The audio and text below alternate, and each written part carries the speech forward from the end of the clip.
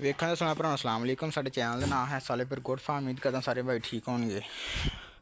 ਅੱਛਾ ਦੋਸਤੋ, ਅੱਜ ਮੇਰਾ ਬਿਨੀ ਮੈਂ ਗਿਆ ਆ ਬੱਕਰੀਆਂ ਦਾ ਨਾ ਵਾਲ ਸਾਹਿਬ ਮੇਰੇ ਕੱਲ੍ਹ ਸ਼ਹਿਰੋਂ ਆ ਰਹੇ ਸੀ ਅਤੇ ਰਸਤੇ 'ਚ ਆ ਸੀਗਾ ਘਾਹ ਵਗੈਰਾ ਕਾਫੀ, ਇਹ ਵੱਢ ਲਿਆਂਤਾ ਸੀ ਵਾਲ ਸਾਹਿਬ ਨੇ ਅਤੇ ਬੱਕਰੇ ਨੂੰ ਉਹ ਪਾਇਆ ਵਾ ਹੁਣ। ਅਤੇ ਆ ਕੱਲ੍ਹ ਦੀ ਜਿਹੜੀ ਚਰੀ ਪਈ ਸੀਗੀ, ਠੀਕ ਹੈ ਨਾ, ਅਤੇ ਜਾਨਵਰ ਨੇ ਵੀ ਪਾ ਦਿੱਤੀ ਆ। ਅੱਜ ਮੇਰਾ ਬੇਸ ਤੋਂ ਨਹੀਂ ਗਿਆ।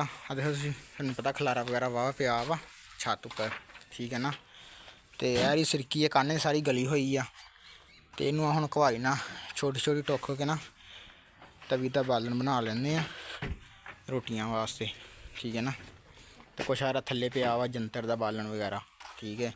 ਇਹ ਵੀ ਕਿਤੇ ਰੱਖਦੇ ਆ ਹੁਣ, ਇਹਨੂੰ ਵੀ ਚੱਕ ਕੇ ਅਤੇ ਉੱਥੋਂ ਸਫਾਈ ਵਗੈਰਾ ਕਰਦੇ ਆ। ਇੱਧਰ ਕੋਈ ਇੱਟਾਂ ਸੀਗੀਆਂ, ਇੱਕ ਪਿੱਲਰ ਬਣਾਇਆ ਸੀ ਨਾ, ਉਹਦੇ ਵਿੱਚ ਜਿਹੜਾ ਬਾਂਸ ਖੜਾ ਸੀਗਾ ਪਿਛਲੀਆਂ ਵੀਡੀਓ ਸ਼ਾਇਦ ਵਿੱਚ ਕਿਤੇ ਨਜ਼ਰ ਆਇਆ ਹੋਵੇ ਤੁਹਾਨੂੰ। ਅਤੇ ਇਹਦਾ ਹੁਣ ਆਪਾਂ ਕਰ ਲੈਣਾ ਇਹਨੂੰ ਸਫਾਈ ਸੁਫਾਈ ਕਰਕੇ ਨਾ ਸਾਰੀ। ਅਤੇ ਇਹ ਪਿੰਜਰਾ ਪਿਆ ਜੀ ਮੁਰਗੇ ਦਾ, ਅਤੇ ਸਾਰੀ ਹੁਣ ਸਫਾਈ ਸੁਫਾਈ ਕਰਦੇ ਹਾਂ ਛੱਤ ਦੀ। ਅੱਜ ਮਰੱਬੇ 'ਤੇ ਜਾਣਾ ਸੀਗਾ ਮੈਂ 10:30 11 ਵਜੇ, ਲੇਕਿਨ ਹੁਣ 12 ਵੱਜ ਗਏ ਆ। ਹੁਣ ਜਾਣ ਦਾ ਫਾਇਦਾ ਕੋਈ ਨਹੀਂ ਗਾ, ਕਿਉਂਕਿ ਜਾ ਕੇ ਉੱਥੇ ਵੀ ਕੰਮ ਕੁਮ ਕਰਨਾ ਸੀ। ਵੱਟਾਂ ਵੁੱਟਾਂ ਬਣਾ ਲੈਣੀਆਂ ਸੀਗੀਆਂ ਮੈਂ, ਅਤੇ ਕੱਲ੍ਹ ਸਾਈ ਜਿਹੜੀ ਮਰੱਬੇ ਰਿਹਾ ਵਾਂ, ਵੱਟਾਂ ਵੁੱਟਾਂ ਬਣਾਈਆਂ ਸਾਰੀਆਂ। ਪੈਲੀ ਦੀ ਤਿਆਰੀ ਕਰਨ ਡਿਆ ਵਾਂ ਵੀ ਚਲੋ ਪੱਠੇ ਬੀਜੇ ਜਾਣ, ਲੇਕਿਨ ਹੁਣ ਨਵੰਬਰ ਚੜ੍ਹ ਗਿਆ ਵਾ, 15-20 ਦਿਨ ਲੰਘ ਗਏ ਆ, 15-20 ਦਿਨ ਲੇਟ ਹੋ ਗਏ ਆ। ਅਤੇ ਜ਼ਮੀਨ ਜਿਹੜੀ ਆ ਸਾਡੀ ਸਲਾਬੀ ਸਾਰੀ, ਅਤੇ ਵੀ ਜਿਹਦੇ ਨਾਲ ਉਹ ਹੋਣਾ ਨੀਗਾ, ਬਣਾ ਨਹੀਂ ਹੋਣੀ, ਜਿਹੜੇ ਪੱਠੇ ਨਹੀਂ ਬੀਜ ਹੋਣੇ ਮੈਂ ਮਤਲਬ। ਕਿਉਂਕਿ ਅਗਰ ਜ਼ਮੀਨ ਖੁਸ਼ਕ ਹੋਏਗੀ ਤਾਂ ਉੱਤੇ ਪਾਣੀ ਲੱਗੀ ਜਾਏਗਾ ਫਿਰ ਤਾਂ ਠੀਕ ਆ, ਲੇਕਿਨ ਹੁਣ ਜ਼ਮੀਨ ਜਦੋਂ ਥੱਲੋਂ ਪਾਣੀ ਨਿਕਲੀ ਜਾਣਾ ਤਾਂ ਉਹ 'ਚ ਪੱਠੇ ਕਿੱਥੋਂ ਬੀਜੇ ਜਾਣੇ ਆ। ਐਂ ਤੁਸੀਂ ਦੇਖੋ ਹੁਣ ਮੈਂ ਸਫਾਈ ਸੁਫਾਈ ਕਰਦਾ ਸਾਰੀ, ਅਤੇ ਤੁਹਾਨੂੰ ਇਨਸ਼ਾਅੱਲਾ ਫਿਰ ਮੈਂ ਵੀਡੀਓ 'ਚ ਦਿਖਾਵਾਂਗਾ ਸਾਰੀ ਸਫਾਈ ਕਰਕੇ। ਇਹ ਤਾਂ ਮੈਂ ਕੱਲ੍ਹ ਥੱਲੇ ਸਫਾਈ ਕਰਤੀ ਸੀਗੀ ਬੱਕਰੀਆਂ ਦੇ, ਅਤੇ ਅੱਜ ਦਾ ਹੀ ਆ ਖਲਾਰਾ ਖਲੂਰਾ ਪਿਆ ਜਿਹੜਾ ਪੱਠੇ ਪੁੱਠੇ ਆਹ ਘਾਹ ਘੂਹ ਜਿਹੜਾ ਇਹਨਾਂ ਨੇ ਸਿੱਟਿਆ ਥੱਲੇ। ਅਤੇ ਮਾਸ਼ਾਅੱਲਾ ਨਾਲ ਸਾਰੀ ਦਿਹਾੜੀ ਬੈਠੇ ਹਨ ਚੱਬੀ ਜਾਣਾ ਵਾ, ਠੀਕ ਆ। ਇਹ ਥੱਲੇ ਜਿਹੜੇ ਡਿਗੇ ਵੀ ਨਹੀਂ ਛੱਡਦੇ ਹੁੰਦੇ, ਠੀਕ ਹੈ ਨਾ। ਇਹ ਚਰੀ ਪਈ ਸੀ, ਮੈਂ ਚਰੀ ਪਾਤੀ ਆ, ਮੈਂ ਕਿਹਾ ਚਲੋ ਖਾਂਦੇ ਰਹਿਣਗੀਆਂ, ਕੋਈ ਮੂੰਹ ਮਾਰੀ ਜਾਣਗੇ ਇਹਨਾਂ ਨੂੰ ਵੀ। ਅਤੇ ਅੱਗੇ ਤਾਂ ਕਾਫੀ ਲੇਟ ਹੋਈ ਜਾਂਦਾ, ਅੱਗੇ ਮੈਂ ਪੱਠੇ ਪਾ ਕੇ ਨਾ ਇਹਨਾਂ ਨੂੰ ਤਕਰੀਬਨ ਅਤੇ ਮੇਰਾ ਵਿਚਲ ਜਾਂਦਾ ਹੁੰਦਾ ਸੀਗਾ।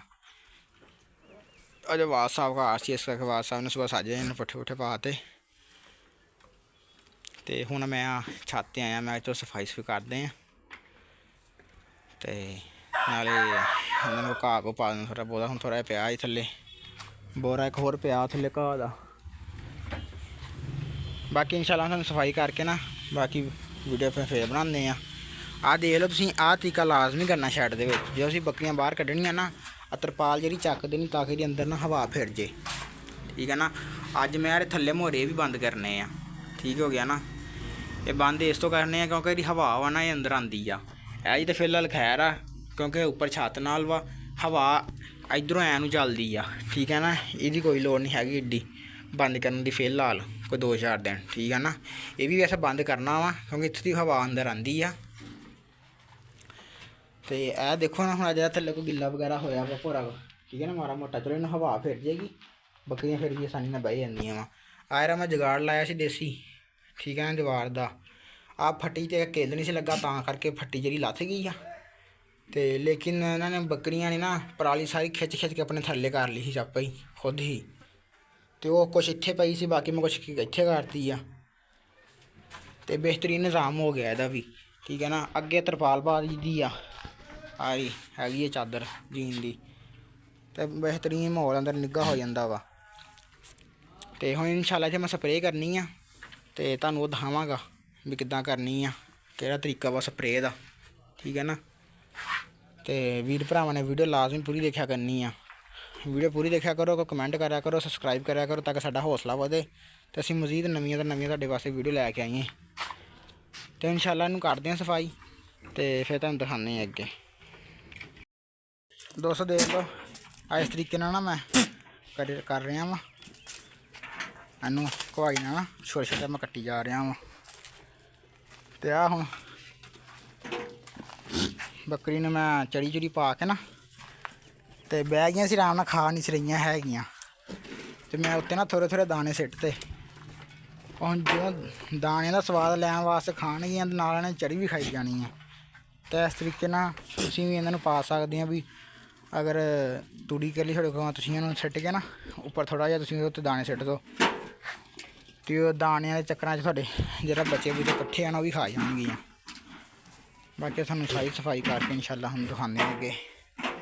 ਮੈਂ ਥੋੜ੍ਹਾ ਜਿਹਾ ਤੁਹਾਨੂੰ ਦਾਣੇ ਪਾਏ ਤੇ ਤੁਹਾਨੂੰ ਦਿਖਾ ਦਿੰਦਾ ਜੀ ਦੋਸਤੋ। ਸਫਾਈ ਹੋ ਗਈ ਆਪਣੀ, ਆ ਬਾਲਣ ਬੁਲਣ ਸਾਰਾ ਚੱਕਤਾ ਮੈਂ, ਠੀਕ ਆ।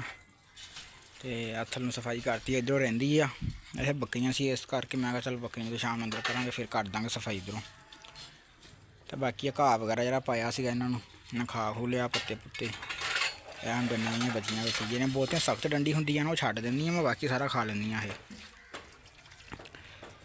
ਤੇ ਹੁਣ ਸ਼ਾਮ ਦਾ ਟਾਈਮ ਆ, ਤਕਰੀਬਨ ਕੋਈ ਵੱਜੇ ਆ ਇਸ ਟਾਈਮ 3 ਕੁ ਵਜੇ, 2:30 3 ਹੋਏ ਆ 3 ਕੁ।